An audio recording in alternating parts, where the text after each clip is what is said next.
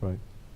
How did that change that we completely forgot as a nation that First, you divide the nation. Then you take away the leadership of that nation. You take away the education system that has been there for over 1,000 years. You take away the religious and the spiritual foundations of that. You're saying how we can change? So easy. Let's say if Russia takes over America, takes away our system of government, takes away our way of dealing with economy, takes away our education system, health system, every system that we have been building up carefully for over 300 years, takes it and replaces it. What do you think is going to happen in the next generation? Just like that. Not only taking away, completely decimating and killing. The British did that to India in the 1800s. They killed thousands of alims. They destroyed the madrasa system. Thousands they were throwing into the fire and killing them. You understand? These British that we're meant to like look up to. But they were smart because they were using more ways than one. They said we force one way, we pat one way, we take the whip one day. One day we whip, one day we do this, so people are not really know. We take away the ones, we put our people in their guise. So, how can that happen? It happened. Not one country. And I just saw an article recently. I didn't read it yet. It says how England stole $3 trillion from India. How do you think this little tiny island suddenly became the richest empire? Oh. So now the meaning of empire in Western terminology means just like the Vikings. Go over there, rape and plunder, and bring it back. That's all. This is the meaning of empire. This is the meaning of ruling. This is the meaning of colonialism. If the Muslims were doing that, they would have destroyed dozens of languages. They would have destroyed dozens of religions and cultures. At least leave the people that they were ruling from east to west psychotic. East or west, Muslim or secular, scientific or religious. Islam solved all of that paradigms a long time ago, saying, be one, be one, be one, be one. Not just to unite, once you come together, then now start turning, start whirling. We have so much work to do. You understand? Islam is not a philosophical religion. It is a practical religion. Now I'm looking around here and there. I'm still seeing people are still stuck with that kind of nonsense. So-called sheikhs and imams still stuck with that kind of trope. That the 1800s, early 1900s Wahhabis like, who said? Jamaluddin Afghani and all these ones that are saying, no, no, no, no. Islam is scientific. Muhammad Abduh. Now they want to say, oh, everything is scientific. Everything is scientific. We have our own identity. We don't need science to define who we are. Science, it is a servant of Allah. Allah and the Prophet and the awliya Allah, they are beyond that. So now you have a little balance there. Because when you have something that is complete, you can kind of balance it. When you don't have something complete, the earlier revealed religions is not complete. It's not supposed to stay like that, Judaism or Christianity. It's supposed to complete. When it's not complete, you swing from one extreme to the other extreme, one extreme. One day you hate all gays. Next day you say, oh, all of them, they are saints. One day you say, all women, they are subject to slavery. They're second-class citizens. And the next, you swing to the other and say, oh, no, no, all women, they are higher than men. So then it is according to fashion. It's just according to fashion. And who dictates fashion? They want to say everybody dictates fashion. This is also the myth of democracy. No. So it can easily happen. Over 1,000-year-old institution that is Islam. And it grew from strength to strength to strength. But Allah meant these things to happen also. One of the biggest reasons is Allah meant for the Muslims now to come out from Muslim areas into non-Muslim areas. This is what it is. And it is not so that Muslims can go to non-Muslim areas and countries and nations to have a good life, to have a slice of the pie. It's not. It is to bring the light of the Prophet and the light of Islam there.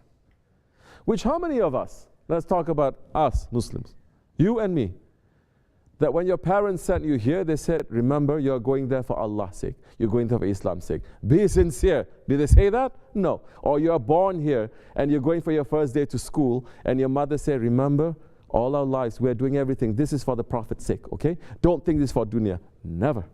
So they've forgotten our reason. Muslims have forgotten.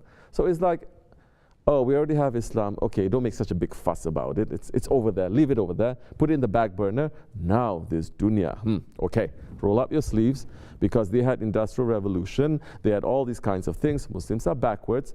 And it's our fault. It's our fault. Okay? That they had industrial revolution and they moved from strength to modernity and technology. Is our fault because of Islam, because we're so backward. Now we have to catch up. So we cannot be so religious. We have to be more secular. What idiots.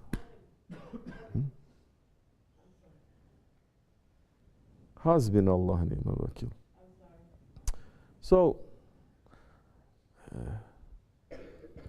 we don't need any more instruction classes about Quran or about Hadith or about this instruction. We need sohbats where we wake up. This nation fell 100 years ago. You walk on the street, you trip on something. When you trip on something, what do?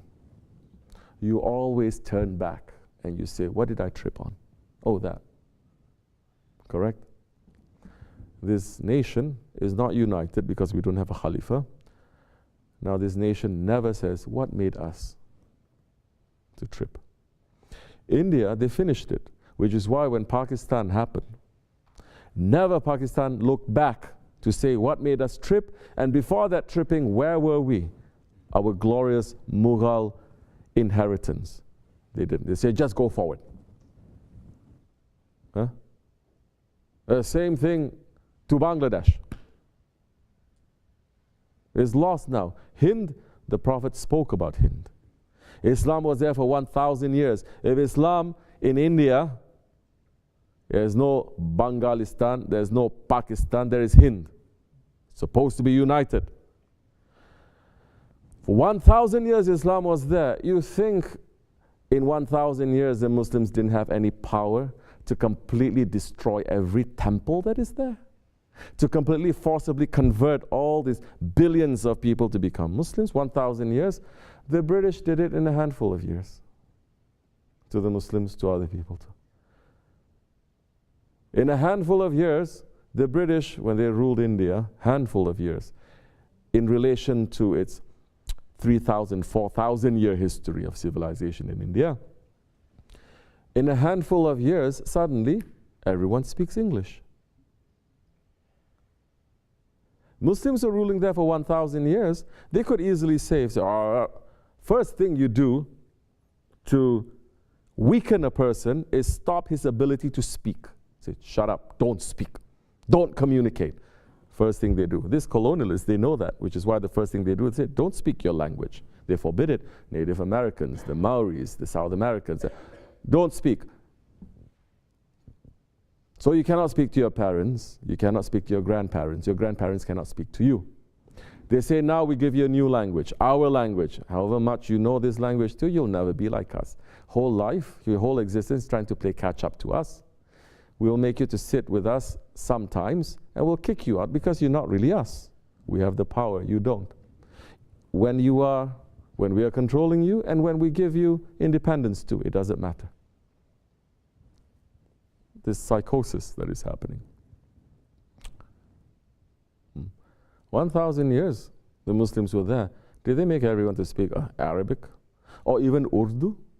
India still has its own regional dialects and regional cuisine, regional dresses, its own regional religions. It also happened with the Ottomans. That's why the Jews were running, the Christians were running to the Ottomans to be able to practice their version of Christianity when they are opposed to what? The Orthodox or the Catholics that they were doing.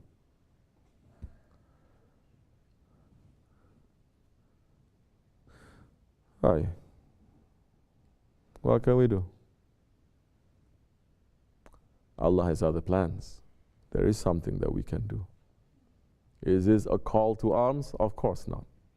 Are we saying now, go out there and hate people? Of course not. So many times it is happening because of our own fault. First, we get up and we say, I tripped over there. How stupid I am, I didn't see.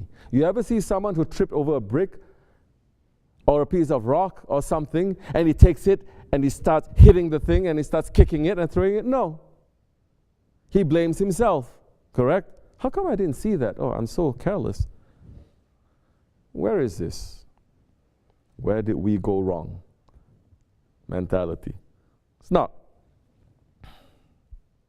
But Allah has other plans. And now we fix ourselves. Start with yourself. Understand, if you're not fighting against your ego, you'll never fight for haqq. Don't think you have truth inside of you. Challenge that truth every day.